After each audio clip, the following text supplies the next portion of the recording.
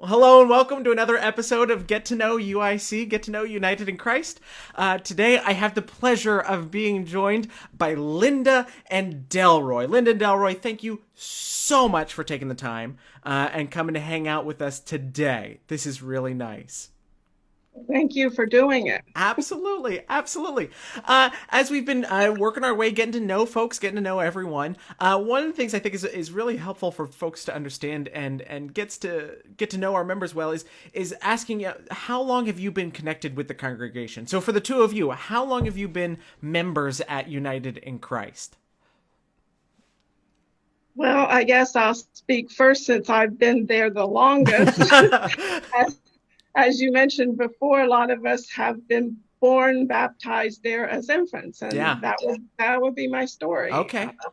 Very, very cool. So over 75 years. Wow, there you go. And to think we had Cammie bragging right at the start for being a 50-year member. Jeez Louise, y'all are really putting in her place real quick. That's very good. So Delroy, and then if the theme plays out as it has for so many, are you one of the marital transplants then? That is it. Yep. Now Well, yeah, go ahead. I've been there about 57 years, Wow. and when I went, why I found a number of people in the congregation that I had known from when I lived in West Melton, Oh, no way. and then also my brother and my sister's family, both of them went to the New Columbia Church. Oh, okay. So I knew some of the folks. Yeah, yeah, absolutely. And so there was already a good core of folks that you were already connected with even in the midst of that transplant then. Right. That's very cool. That's very, very cool. Well, so then if it's been, 57 and 75 years for you now, right? What is it? What is it about this place? What is it about this congregation and this community? What is it that makes you want to keep coming back after all this time? Because if I'm doing my math, that's a lot of Sundays. That's a lot of Sundays. That's a lot of weeks to have been connected with this community. So what is it about them that makes you want to stay invested and stay connected? Well, I think probably the fact that from little up, my family, we just went to church every Mm, Sunday, no sure. matter what. It was like going to school Monday through Friday and church Sunday morning. That Yeah, was our life. That was our exactly. life. And so, that pretty much just carried on as we, aged, and it just became part of what we did. And Absolutely. what keeps us coming back is, like everybody says, it's a family. Yeah. No matter what stage of life we were in, it was like there was always a part. There was something we could take part in, Yeah. something that we could do as our married life when it was just the two of us, and then when we had children, of course, there was always something going on that kept you there, Yeah. and the fact that that people constantly looking for new things. It was not that we, you know, just went on Sunday morning and that was it. It Right, was right. it was during the week things too that keep you coming. Absolutely. Absolutely. And that's such a cool thing, right? Because I think that's such a an underrated thing, something that we don't always think about when it comes to the church. Is the church is one of the few communities that will be there for you and can be there for you and can help you thrive at all stages of life, right? It's one of the Right. few kind of, aside from your own family, it's one of those few communities that really sticks. We move on and we graduate from schools and colleges, right? We move on and we change jobs over the course of our lives, but like the church community really can be something that sees you through the entirety of everything life throws at you and on all those stages, right? That's a really cool I thing. mean, I have friends that I made back when I was a child that are friends for life Yeah, from church. absolutely. Absolutely. That's so cool. That's such a cool thing. So then in all of those years, what has this community in particular, what has it meant to the two of you and to your families? What has been being connected to this congregation meant for you in your own lives over the years? I know this is the big one. Well, it was just, as she said, a great place to raise the family. Yeah. And there was, always something going on. That sometimes major, sometimes not. Like when we put the new addition on the Sunday school room, Yeah. and then the elevator, Yeah.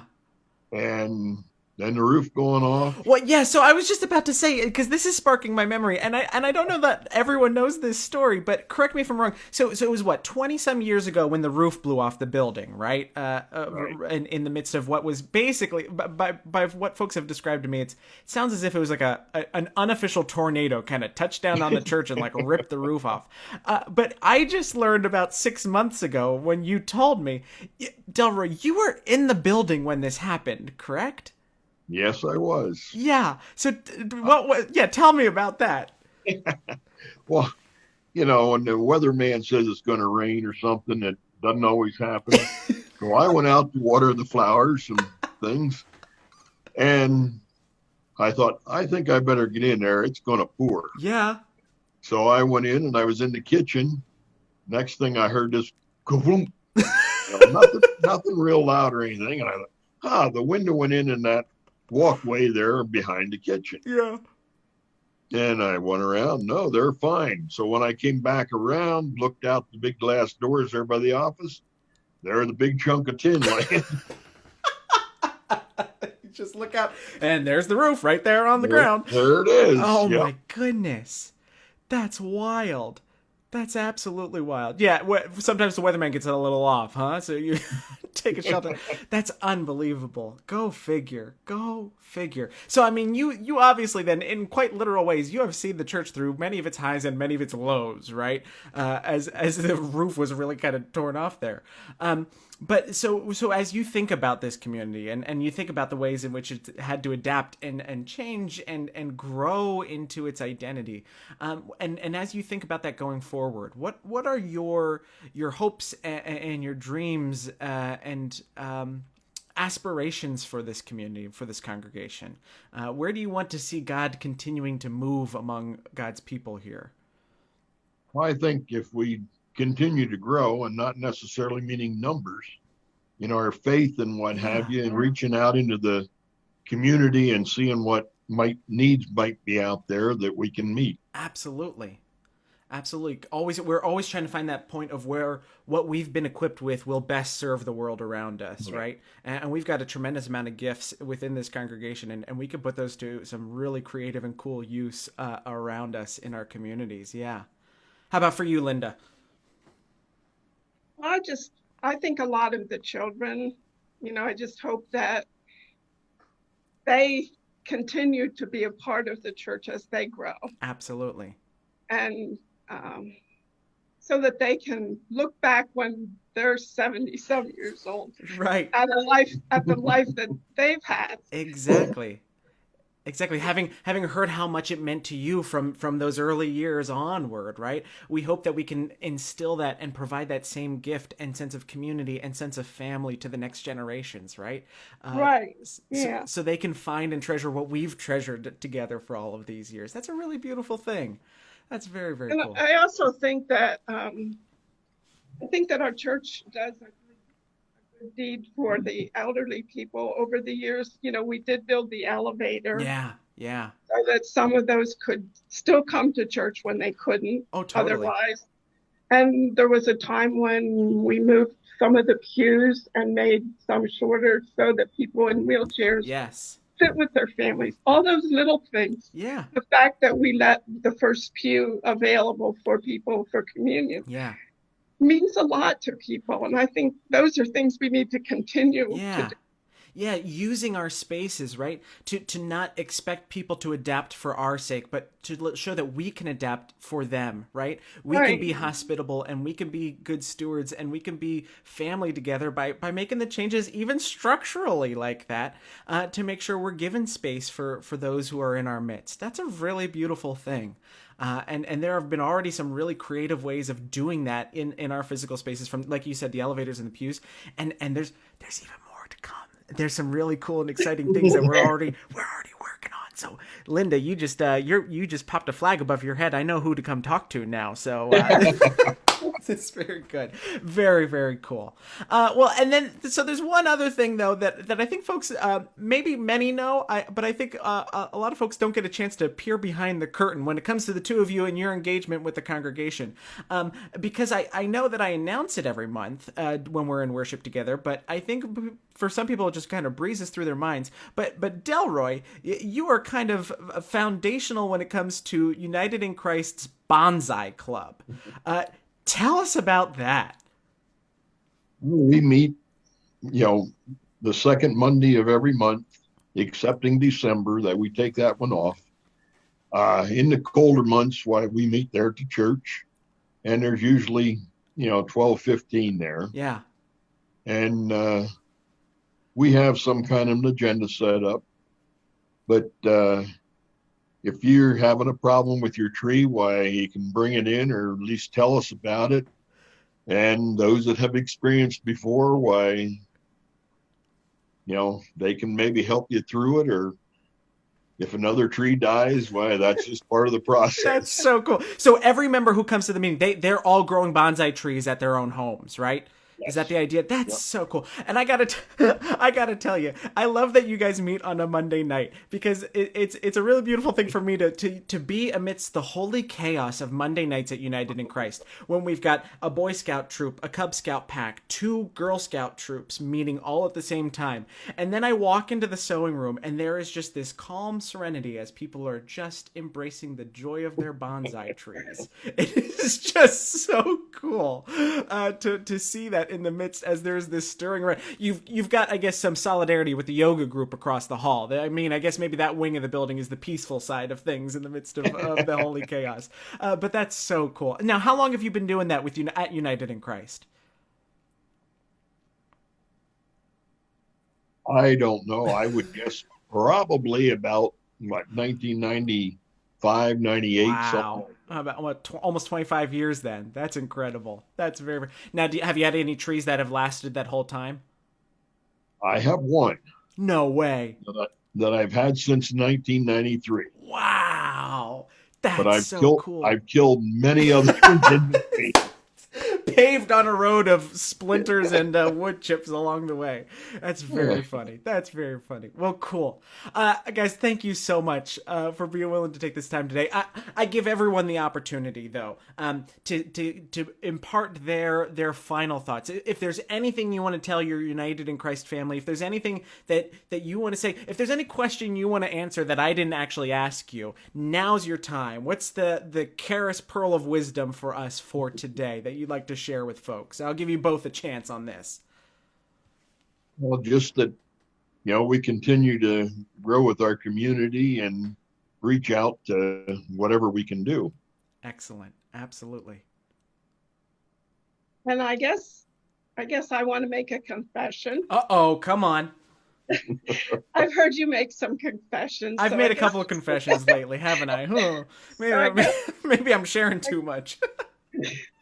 I guess it's my turn. I always worked in the banking industry. Yeah. So I guess that's why my mind works the way it does sometimes with finances. But Sure.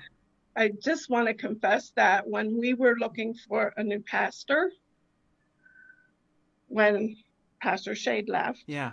and discussions were going around, can we afford a full-time pastor? Do we need to share with another church and all? And I kind of said, I don't see how we can afford a full-time pastor. Sure. I was kind of thinking, you need to know that you can pay your bills before you make them. Right. You're the hard numbers person, right? No, I That was get the that. banking. That was the banking background in Yeah, me. absolutely. And I was told by our church, some of our church people, we need to step out in faith.